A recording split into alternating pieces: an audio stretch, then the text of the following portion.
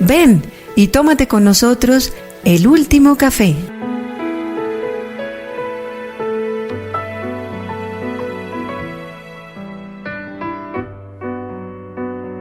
Jesús es joven entre los jóvenes, para ser ejemplo en los jóvenes y consagrarlos al Señor. Con estas palabras se inicia el capítulo 2 de la exhortación posinodal del Papa Francisco, Christus Vivit, en la cual recoge las conclusiones, los aportes, las contribuciones de los padres sinodales que en el año 2018 se reunieron para reflexionar sobre los jóvenes, su vocación, el discernimiento, su papel en la vida de la sociedad, su papel en la vida de la Iglesia.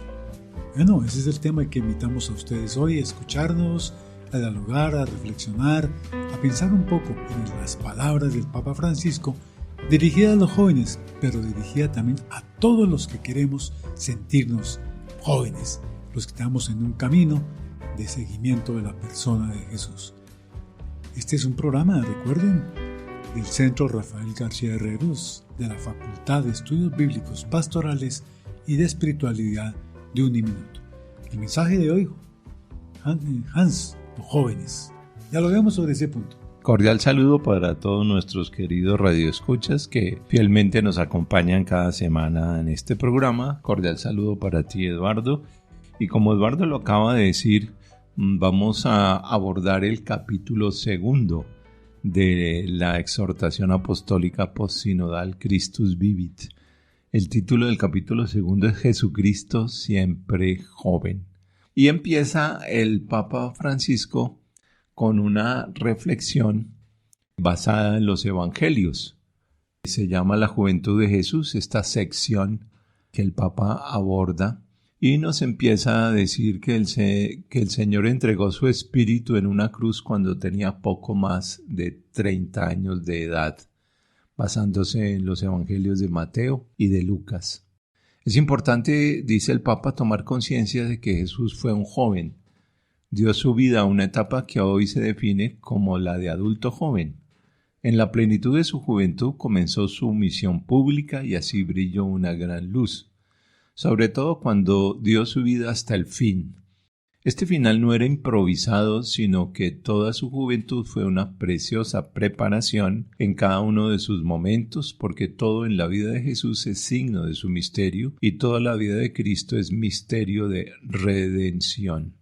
Entonces notemos cómo el Papa nos invita a caer en la cuenta de que la misión de Jesús no fue improvisada, que estaba planeada desde siempre, que Jesús, obediente al Padre, cumple la misión que empieza con la encarnación, luego sus primeros años de infancia, de juventud en Nazaret con San José y la Virgen, y luego ya empieza la vida pública, que fue muy corta pero muy intensa, más o menos 3 años, al final de la cual ofrece su vida porque estaba previsto que para la salvación del género humano Jesucristo entregara su vida en la cruz por todos nosotros. Importante la dirección en que se orienta esta reflexión. Recordamos que la juventud es una etapa muy importante en la vida de las personas y Jesús también tuvo una etapa de juventud que es muy importante conocerla, profundizarla. Es poco lo que nos dicen, por ejemplo, los textos evangélicos sobre la infancia de Jesús, muy poco. Tú mencionaste ya algún elemento, tal vez nos cuentan de Jesús niño cuando tiene que huir a Egipto, o nos cuentan también cuando en un momento determinado se trasladan precisamente hacia Nazaret, como tú anotabas, para poder vivir allí su etapa de niñez. Cuando uno mira por ahí o consulta, encuentra con los evangelios que se llaman apócrifos, pues encuentra algunas historias que no están verificadas, que no tienen, pero que son interesantes en el sentido de que son muchas veces ingenuas, muestran a Jesús tal vez como un niño que hace cosas raras, pero lo que nos muestra luego el evangelio es precisamente que no hacía cosas raras, porque si no hubieran dicho algo de ese estilo. Ese es el niño que hace magia, ese niño que hace cosas raras. Y nos van a hablar más bien del carpintero, nos van a hablar del hijo del carpintero.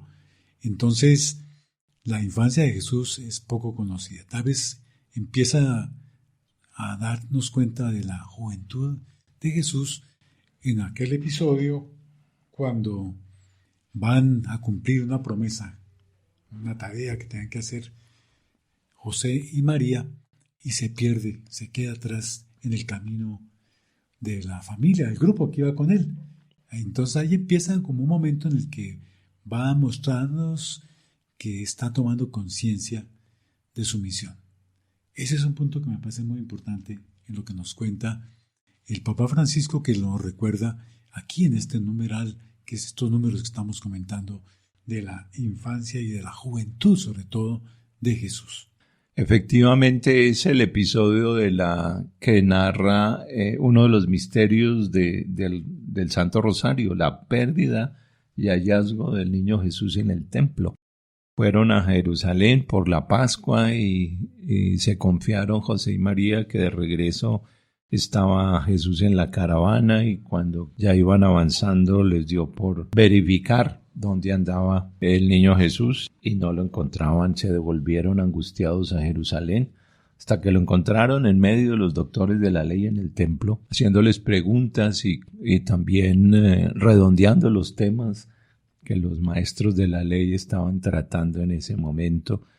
Y obviamente José y María estaban angustiados y le hacen cierto reproche que porque esa actitud de haberse quedado sin haber avisado, y la famosa respuesta de Jesús a su madre: no sabías que yo debería estar en las cosas de mi Padre. Y en ese momento la Virgen no entendió, pero ya con el tiempo también nos dice el Evangelio que María guardaba todas estas cosas en su corazón y las meditaba. Con el tiempo fue tomando conciencia también la Santísima Virgen de la misión de su Hijo, así como simultáneamente su Hijo iba creciendo en la autoconciencia de su propia misión en obediencia al Padre para poder realizar la obra de la salvación.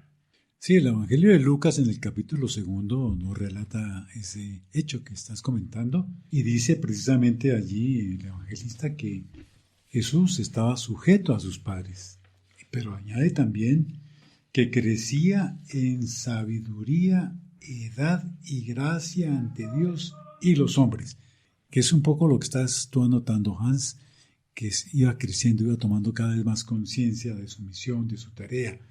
Se estaba preparando. Era un momento en que iba profundizando su relación con el Padre. ¿No sabías que tenía que ocuparme de las cosas de mi Padre? Pues parecería raro porque el Padre era José que aparecía ahí, pero este Padre era con P mayúscula. Entonces, interesante ver cómo va tomando conciencia de esa función, de esa tarea, de la misión que le corresponde.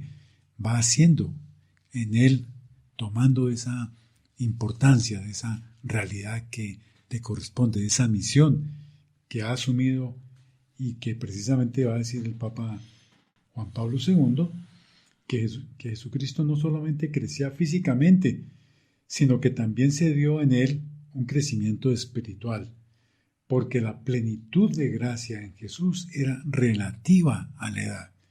Había siempre plenitud, pero una plenitud creciente con el crecer de la edad.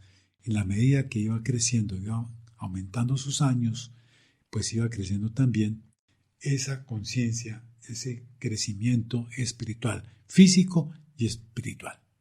Este episodio es uno de los elementos centrales del tratado teológico sobre Cristo, que se llama la Cristología, y es el crecimiento en la conciencia de su propia misión. Y los evangelios nos dan esos datos. Todos los evangelios sinópticos especialmente nos dan los datos de este crecimiento, de esta maduración de Jesús, de su conciencia y de su preparación para la misión. Por eso en el número 27 el Papa Francisco nos dice: con estos datos evangélicos podemos decir que en su etapa de joven Jesús se fue formando, se fue preparando para cumplir el proyecto que el Padre tenía. Su adolescencia y su juventud lo orientaron a esa misión suprema.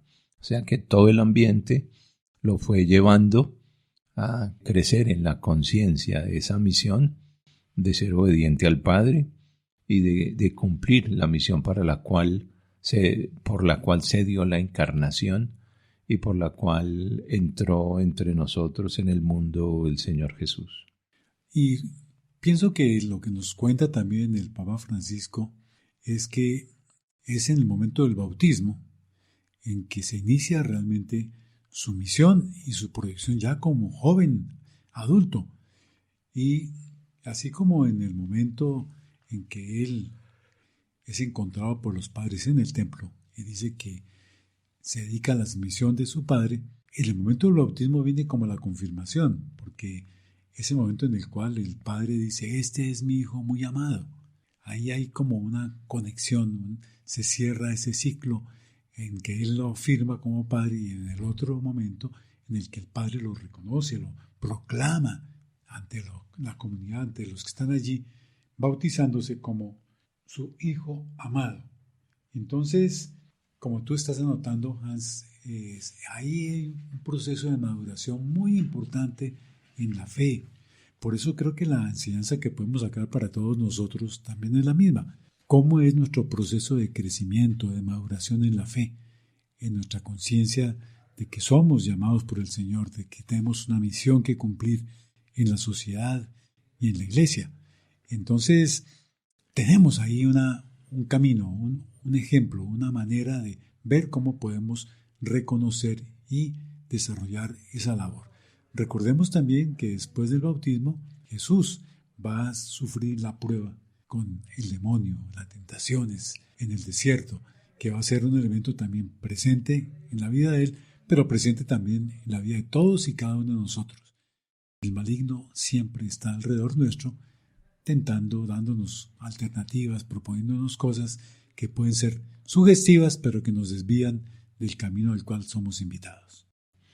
Me llama la atención, volviéndonos un poquito atrás, pero creo que vale la pena, y es comentando el Papa en el número 29, en el episodio de que se perdió en el templo el niño Jesús, y los papás creían que iba en la caravana. El siguiente parrafito que voy a leer. El término griego utilizado por Lucas para la caravana de peregrinos, sinodia, indica precisamente esta comunidad en camino. Sinodia es la raíz o es la conjugación de sínodo, del verbo. Y ahora que estamos en sínodo, preparándonos para el sínodo, la sinodalidad, pues viene muy a cuento que sinodía indica precisamente esta comunidad en camino. Era la caravana que regresaba de Jerusalén después de haber ido a la fiesta de la Pascua, y es significativo que ese término que ahora se puso muy de moda en la preparación del sínodo, de la sinodalidad, caminar juntos, pues aquí lo utiliza Lucas. Y vale la pena también destacar otro elemento que el Papa Francisco nos llama la atención y que se refiere al hecho de cómo Jesús aprendió el oficio de su Padre a lo largo de los años. Seguramente por ahí vemos de golpe algunas pinturas que muestran a Jesús niño aprendiendo, jugando con el papá que está trabajando como carpintero y él está aprendiendo poco a poco. Entonces, por eso en el Evangelio en algún momento lo llaman como el hijo del carpintero, en Mateo, por ejemplo, capítulo 13, o en Marcos, que se habla de Jesús como el carpintero, Marcos capítulo 6. Es decir, que Jesús aprendió también un oficio con el cual va a ayudar, después de la muerte de José, va a ayudar al sustento de María, va a preocuparse como adulto, como joven, va a preocuparse precisamente de esa parte de la economía de la familia y va a trabajar en esa dimensión. Algunas películas de esas que se han hecho en Hollywood o momentos de ese estilo nos muestran esa dimensión, como esa familiaridad, esa cercanía entre Jesús y María, obviamente pensando en, dada su calidad humana, tanto de él como de ella, pues cómo sería esa relación de ese joven, de ese adolescente, de ese joven con su madre y de la madre con ese hijo tan amado, tan apreciado, tan admirado. Algunos autores indican que la infancia de Jesús fue tan normal que por eso no la narran los evangelios, porque fue una vida tan simple como la de cualquier niño. No había nada para destacar, nada relevante, y por eso no lo mencionan los evangelios.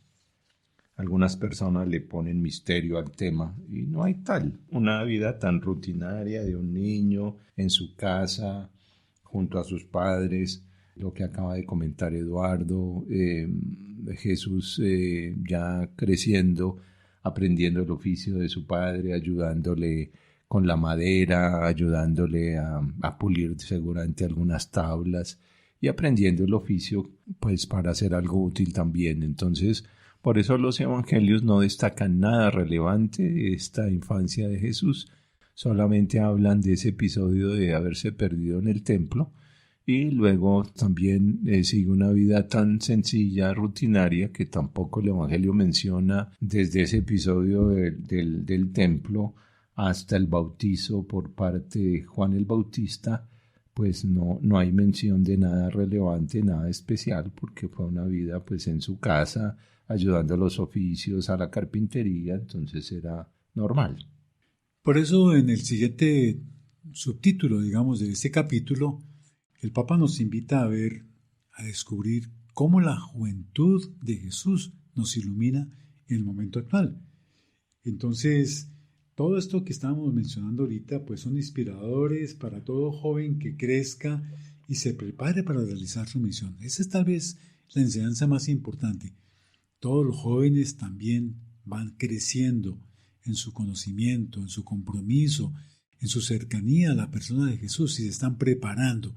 La adolescencia y la juventud son etapas que nos sirven a todos, nos sirvieron a nosotros para prepararnos a la vida, para prepararnos a cumplir una misión, a descubrir esa misión, a cumplirla y estar a lo largo de toda nuestra vida, lo que va después, desarrollándola, cumpliéndola, adelantando los compromisos y las acciones que corresponden a quien cree, a quien acepta a la persona de Jesús.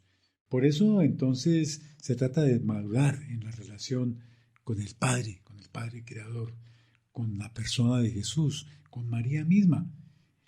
Crecer en esa relación con ellos mediante la oración, mediante la reflexión, el conocimiento de la palabra, de las enseñanzas que ella nos trae y también creciendo en la conciencia de que formamos parte de una familia, que se forma parte de una familia, de una sociedad, de un pueblo. Y también en la medida en que estamos como abiertos a lo que el Espíritu Santo nos puede iluminar, nos puede ayudar a discernir de la realidad, de tal manera que podamos cumplir con esa misión que nos ha sido encomendada. El Papa llama la atención precisamente en el número 30 a la atención a la pastoral juvenil, para que no sea que cree proyectos que separan a los jóvenes de la familia y del mundo, hacen como un mundo aparte, una especie como de una situación muy particular que es solamente de los jóvenes y se olvidan que ellos están insertos en una comunidad, forman parte de una familia y entonces como que se convierten como una minoría, como un grupo cerradito allá de los jóvenes que no tienen contacto con los demás. No, la invitación que hace a la pastoral juvenil es que puede establecer proyectos que fortalezcan a los jóvenes, sí, que los acompañen, perfecto, pero también que los lancen, que los proyecten al encuentro con los demás, que los muevan al servicio a la comunidad, a los otros, que los abran a la historia, a la realidad que se está viviendo y que encuentren allí cómo pueden poner en práctica ese amor de Dios que nos transmite y que nos invita que lo compartamos con los demás. Y en el número 31 destaca el Papa Francisco y pone como ejemplo a Jesús joven como un joven más y destaca algunas cualidades: la confianza incondicional con su Padre del cielo, la amistad con sus discípulos, incluso en los momentos difíciles permaneció fiel a ellos. También manifestó una profunda compasión por los débiles, especialmente los pobres, los enfermos, los excluidos de su tiempo, de la sociedad de su tiempo. También el valor de enfrentarse a instituciones religiosas que no tenían mayor sentido porque o se fijaban en la letra de la ley pero no en el espíritu, Por eso también tuvo la experiencia de sentirse incomprendido y descartado, como excluido. También sintió miedo al sufrimiento, sintió el abandono, que fue una de las palabras en la cruz. Y de todos modos también vemos una confianza enorme en su Padre del Cielo, que se traduce en la fe que Jesús profesaba. Interesante estas reflexiones del Papa Francisco, estas orientaciones, porque nos muestra cómo hay todo un camino, todo un proceso, lo que ocurre también con un joven hoy. Entonces la invitación precisamente es a reconocer esas dimensiones de Jesús en la propia vida de los jóvenes. Es una invitación para los jóvenes y para nosotros los adultos a tomar en cuenta esas características y poderlas ayudar a los jóvenes a que las vivan de alguna manera.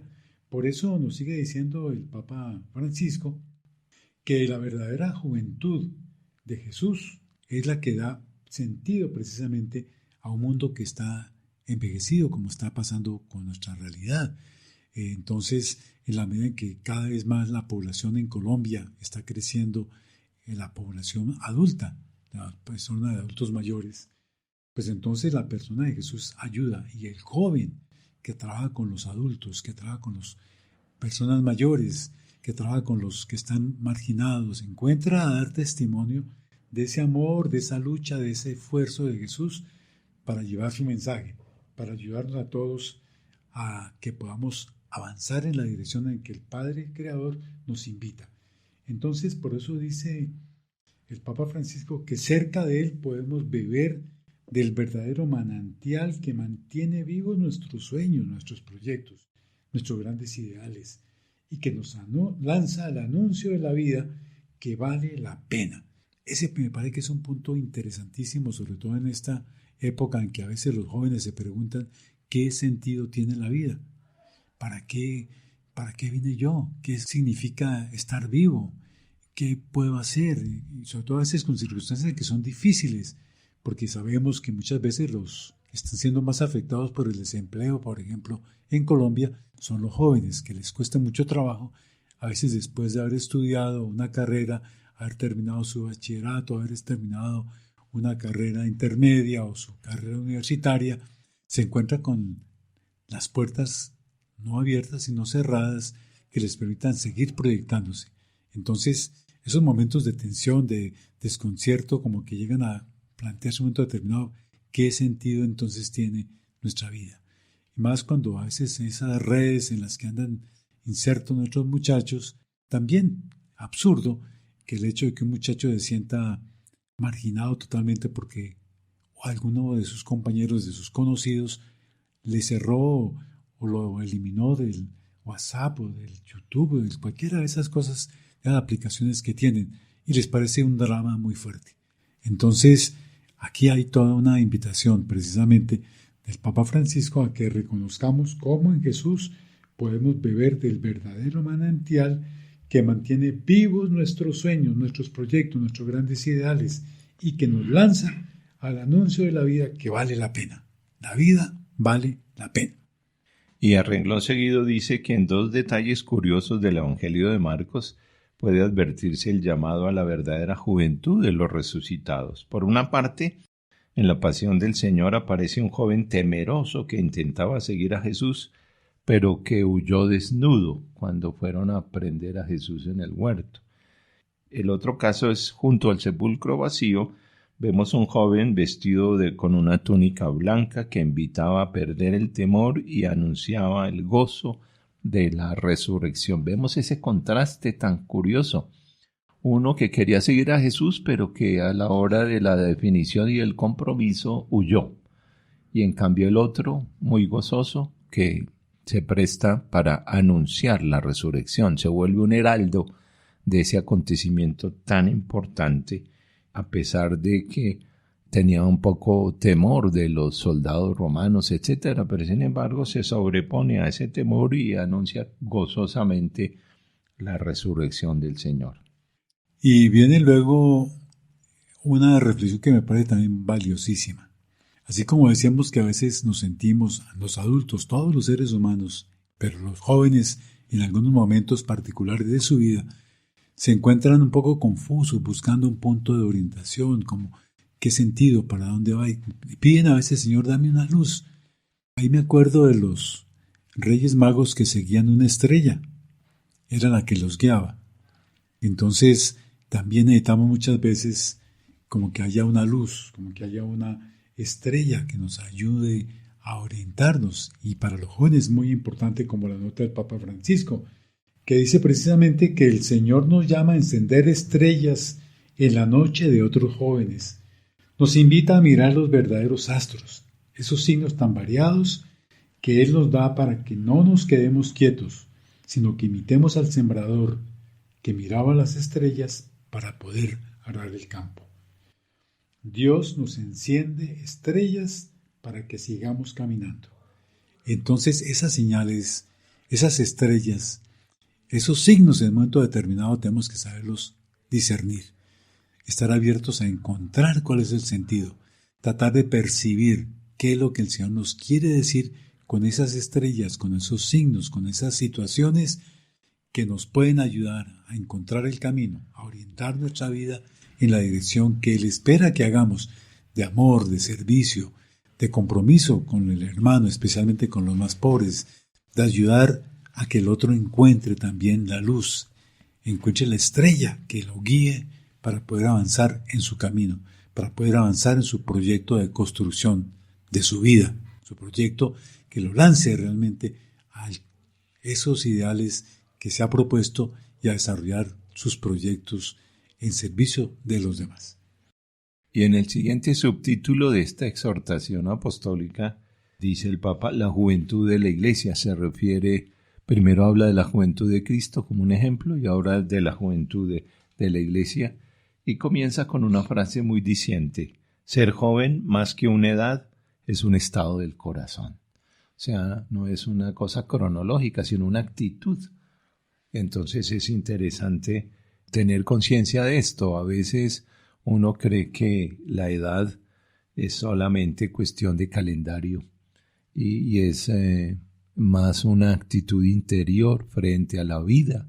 Por eso es importante mantener viva esa actitud interior, esa actitud espiritual, porque esa es la que le hace frente a los años y la que nos permite proyectarnos de la mejor forma posible a medida que pasan los años, proyectarnos de la mejor forma posible en el ambiente, en la familia, en la sociedad, en la iglesia. Muy interesante esa frase porque señala que no es la edad la que nos hace jóvenes. Uno recuerda y conoce a veces personas que tienen muchos años, pero que son alegres, son entusiastas, se le miden a las cosas que se les van presentando, miran el mundo con ilusión, con esperanza.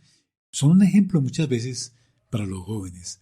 Yo recuerdo en este momento por lo menos 2 o 3 personas que he conocido así, que tienen esa característica, son entusiastas, no le ponen problema a las situaciones que se van presentando y más bien como que inspiran a los jóvenes en momentos que tienen dificultad y en cualquier momento a caminar.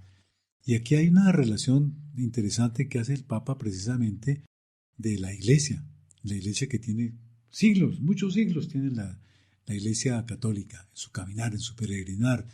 Y uno podría decir, a veces alguno lo escucha, que lo dicen otros, que la Iglesia está muy vieja, que ya como que no tiene nada que decirle a los jóvenes. Sin embargo, es una cuestión y una característica de ella que en ciertos momentos como que descubre y encuentra un momento para renovarse, para encontrar sentido nuevamente.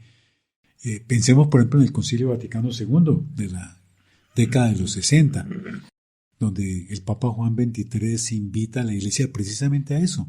Abramos la ventana, abramos las puertas, renovémonos, miremos qué está diciendo el mundo, qué necesita.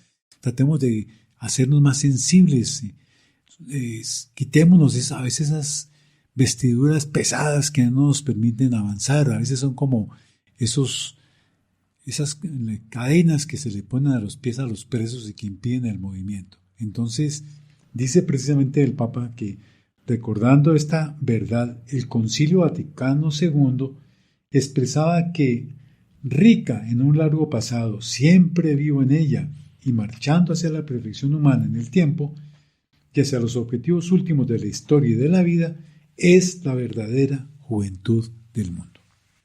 En ella es posible siempre encontrar a Cristo. En ella, en la iglesia, es posible siempre encontrar a Cristo como el compañero y amigo de los jóvenes. Entonces la edad no es la que nos hace viejos o no, es la actitud, como anotabas tú, Hans, que tenemos frente a la vida. Me acuerdo leyendo esto de un proverbio árabe. Dice que la vejez comienza cuando los recuerdos pesan más que las esperanzas.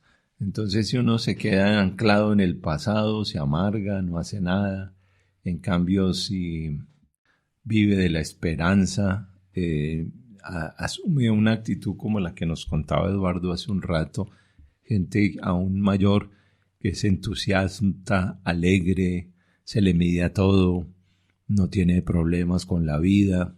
Y curiosamente y paradójicamente encuentra uno gente muy joven que parecen ancianos, porque ven la vida como muy sombría, que no quieren hacer nada, que parecieran derrotados, que parecieran que no quieren hacer ningún esfuerzo, y son gente cronológicamente muy joven. Sin embargo, la actitud no acompaña la edad, los calendarios que se van viviendo. Entonces es importante tener eso en cuenta, que la juventud es más una actitud que sumar años en la vida. Y en el siguiente subtítulo el Papa dice: una iglesia que se deja renovar.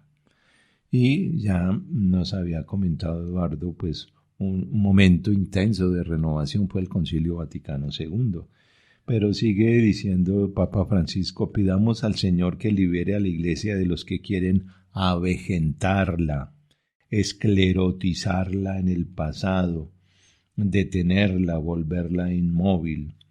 Ustedes y yo conocemos personas que se resisten a los cambios. Es esa famosa frase de aquí siempre se ha hecho así. O sea, que no dan chance a que haya cosas nuevas, a que haya posibilidad de cambio. Y entonces hay que mantener siempre la actitud de experimentar algo nuevo, de la innovación, de probar otras cosas. No por hacerlo simplemente, sino que tenga un sentido de completar, de planificar lo que se hace, de hacer el esfuerzo, de darle plenitud y posibilidades a lo que se hace cotidianamente. Siempre hay posibilidades de hacer las cosas mejor, mirarlas desde otro ángulo.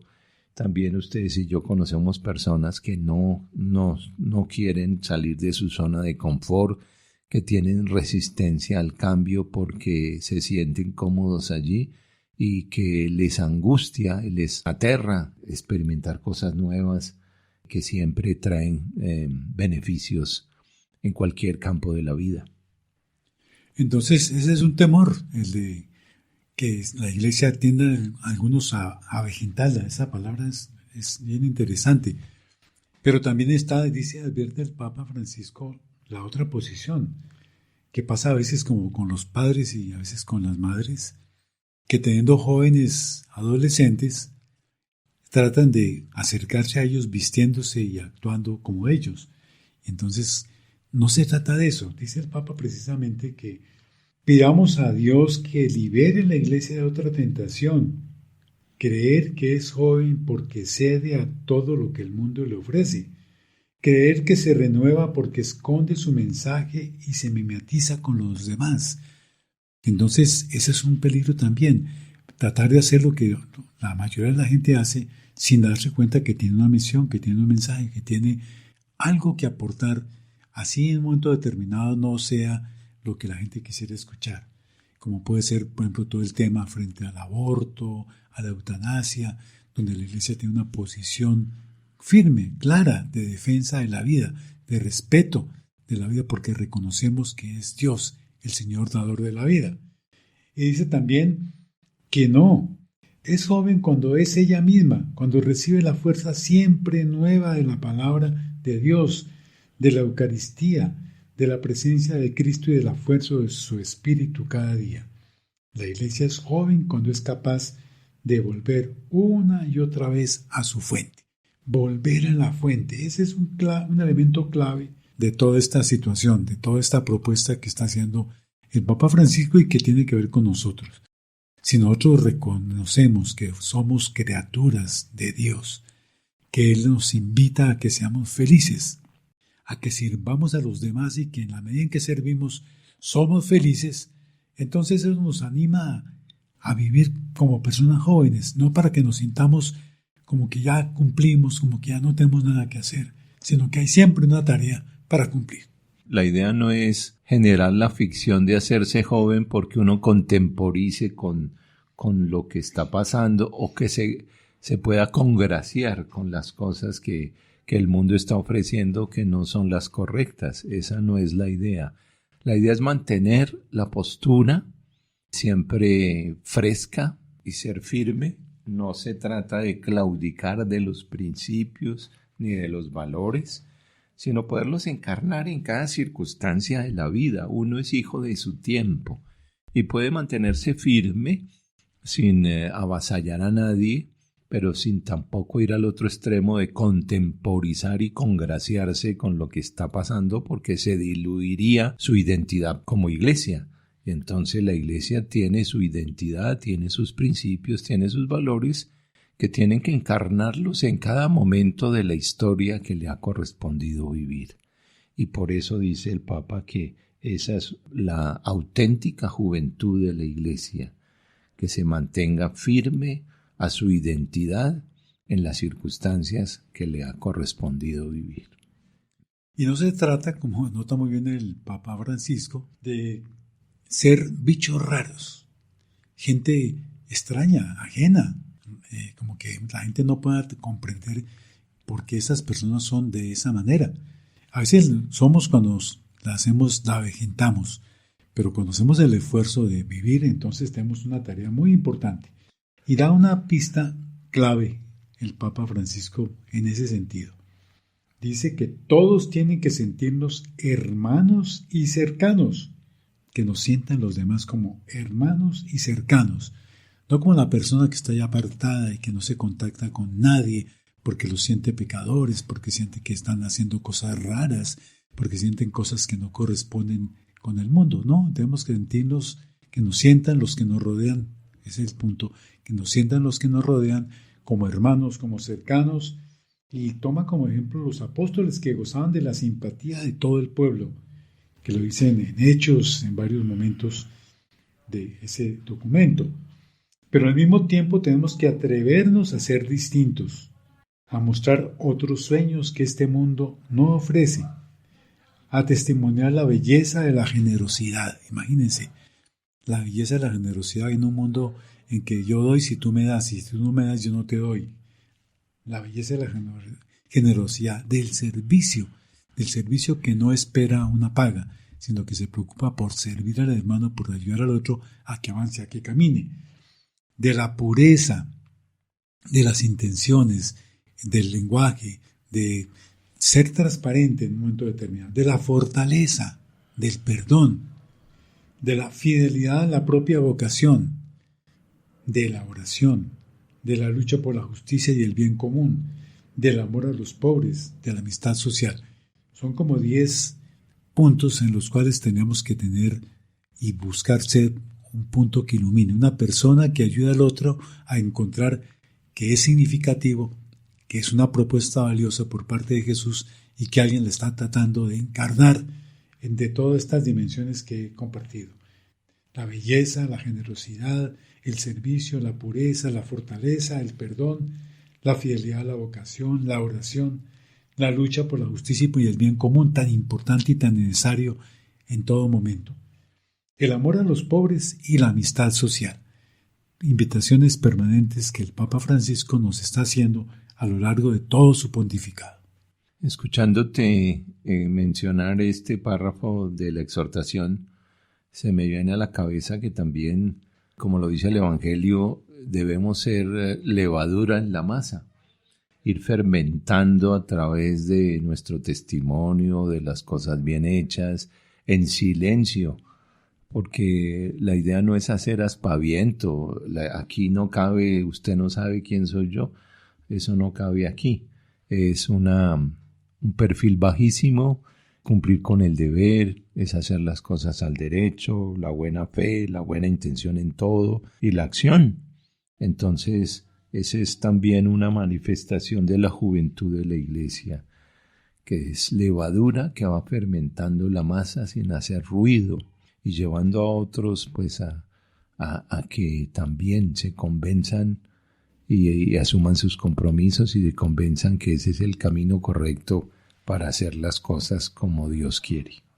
Hay un peligro muy fuerte que puede estar y a veces acosa a la iglesia. Cuando se mira, por ejemplo, puede ser en una parroquia, en algún... Pensemos que la iglesia ya no tiene influencia, que ya no llama la atención de los jóvenes, que no hay suficientes vocaciones sacerdotales y religiosas, que hay muchos divorcios, muchas separaciones. Entonces como que la gente dice como que eso como que está pasando, como que estamos pidiendo mucho. Puede llegar a pensar, a caer la tentación de perder el entusiasmo. ¿Por qué? Porque ya no escucha la llamada del Señor al riesgo de la fe. La fe es un riesgo, es un compromiso, es tomar una decisión, y cuando se toma una decisión siempre corremos el riesgo de equivocarnos. Entonces, por eso es un riesgo. La fe es eso, es creer en la persona de Jesús, es un salto a abrazarse entre la persona de Jesús. Y por eso entonces nos va a decir que a veces, en algunas ocasiones, algunos grupos, algunas personas buscan ciertas seguridades mundanas que son falsas seguridades mundanas. Y entonces ahí es donde viene un papel muy importante de los jóvenes que son los que, como dice el Papa, él quiere que los jóvenes armen lío. ¿Y qué significa que armen lío? Pues que ayuden a la iglesia a mantenerse joven, a no caer en la corrupción, a no quedarse atrás, a no quedarse ahí como que diciendo que quejándose y lamentándose. No, tampoco a no enorgullecerse, a sentirse como que todo lo hace perfecto y que todo es la maravilla y que no hay nadie más que se tome en cuenta. A no convertirse en secta, peligro a veces que se da en los movimientos, que se vuelven cerrados, que hacen que nadie pueda entrar sino el grupito que está allí. A ser más pobre, que la iglesia sea más pobre y más testimonial. Ahí los jóvenes nos ayudan muchísimo porque tienen la valentía de poderlo denunciar, y por eso tanta insistencia del Papa en que los jóvenes armen lío, para que la iglesia no se preocupe por ser rica, sino por ser más pobre, testimonial, a estar cerca de los últimos y descartados, a luchar por la justicia, a dejarse interpelar con humildad. Esa situación tan dura que está viviendo la iglesia en Nicaragua, perseguida, el obispo de Matagalpa encerrado, un párroco también encerrado en su templo y no puede salir, las emisoras que han sido canceladas, bueno, tantas situaciones difíciles. Ahí los jóvenes juegan un papel muy importante de denuncia y son los que en un momento determinado llaman precisamente la atención de la sociedad y de todo el mundo para que haya alguna presión sobre ese gobierno para que libere y permita la libertad religiosa, por lo menos. El espacio para que los jóvenes actúen es muy amplio. Afortunadamente los jóvenes son dinámicos, son entusiastas, son creativos, se les ocurren cosas, son novedosos, y esa es la ventaja de la juventud. Entonces hay que motivar a los jóvenes para que desplieguen todas sus capacidades, tomen en serio la vida, para que se comprometan, porque son capaces de eso. Y entonces eso le haría mucho bien a la iglesia, porque es una manera de rejuvenecerla, es una manera de darle vida, es una manera de también meter a otros en el entusiasmo que los jóvenes puedan manifestar y puedan entender. Entonces es importante que ellos los podamos incentivar para que ellos le aporten a la Iglesia la belleza de la juventud cuando estimulan la capacidad de alegrarse con lo que comienza, de darse sin recompensa, de renovarse y de partir de nuevo para nuevas conquistas. Los jóvenes son así, generosos, entusiastas, dinámicos, y qué bueno que puedan aportarle esa savia a la Iglesia, esa energía para que nos contagiemos todos. Y por eso entonces el Papa menciona también un elemento muy importante. Los que ya no somos tan jóvenes, que tenemos unos buenos años recorridos, pues es importante que tengamos espacios para podernos contagiar de ese entusiasmo, para poder dialogar con ellos. Es la insistencia que él ha hecho últimamente con mucha frecuencia para ese diálogo que permite ese enriquecimiento entre los jóvenes y los adultos. Los jóvenes que motivan, que impulsan, que inquietan, que animan, que inspiran a los adultos, a los mayores, a no darse por derrotados, sino a avanzar, a mantener la fe viva, a buscar la manera de poder servir mejor. Y también ese diálogo que permite precisamente que los adultos mayores compartan algunos elementos con los jóvenes, que les puedan compartir su experiencia y les ayuden a también adquirir la madurez que es necesaria para que todos podamos avanzar. Ahí la parte clave es en la escucha que es la que permite que nos escuchemos, que aprendamos unos de otros, que reconozcamos los valores, y eso se hace realmente cuando hay un contexto de empatía, de encuentro, de valoración del otro. Entonces, el Papa nos va a decir precisamente que al mismo tiempo en que se hace esa invitación a escucharnos unos a otros, recordemos que la tarea que nos une a unos y a otros, jóvenes, adultos y a las personas mayores, es anunciar el Evangelio para que llegue al corazón de todos de una manera incisiva, fecunda, que oriente la vida, que nos anime a vivir cada día con entusiasmo, con decisión, con empeño. Así, el Papa insiste mucho en ese intercambio, en ese diálogo que es constructivo para unos y otros. Los mayores que tienen la experiencia de la vida, la sabiduría, y los jóvenes que tienen el entusiasmo, la energía, la dinámica. Entonces, yo creo que ese intercambio es bien interesante porque los mayores transmiten la experiencia de la vida y los jóvenes a los mayores les inyectan la energía y la dinámica necesarias para la vida. Entonces, Papa ha insistido frecuentemente en eso. De hecho, ha rescatado a los mayores que la sociedad los quiere excluir. Por eso se inventó el Día de los Abuelos, el Día de las Personas Mayores, un domingo en el año. Y está insistiendo siempre en ese encuentro intergeneracional entre jóvenes, adultos y mayores, porque es un diálogo enriquecedor y beneficioso para todos. Por eso entonces en el siguiente numeral el Papa Francisco invita a la Iglesia a estar atenta a los signos de los tiempos, a reconocer que Dios se revela en la historia. Por eso entonces va a decir que para muchos jóvenes Dios, la religión y la Iglesia son palabras vacías. En cambio, son sensibles a la figura de Jesús cuando viene presentada de modo atractivo y eficaz.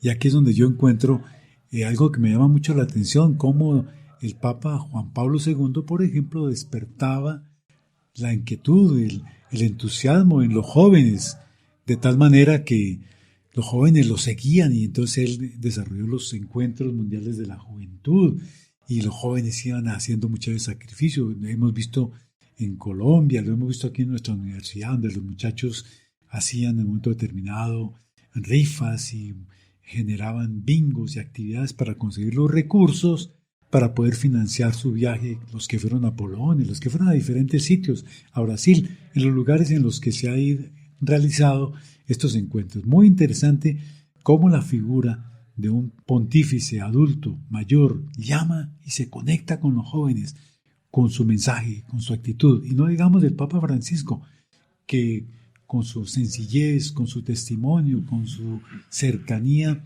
ha motivado a los jóvenes. Y uno escucha aún a algunos jóvenes que no eran creyentes, que no se consideraban, que le encontraran sentido realmente a la vida de la iglesia, encuentran en la persona de Jesús, que transmite el Papa, un elemento valioso para sus vidas, que les permite entonces a ellos decir que creen en Jesús, que recuperan su confianza y que quieren conocer a la persona de Jesús.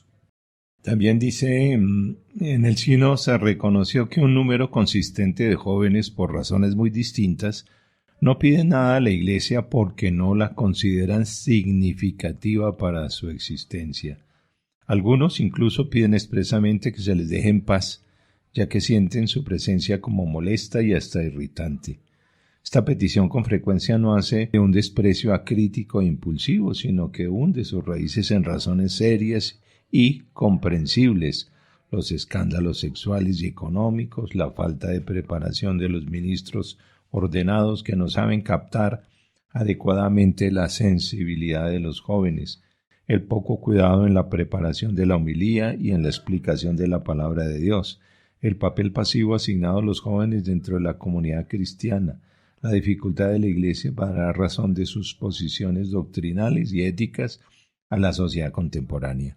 O sea, hay una franja de jóvenes que la Iglesia pues ni les va ni les viene porque no significa mucho para ellos.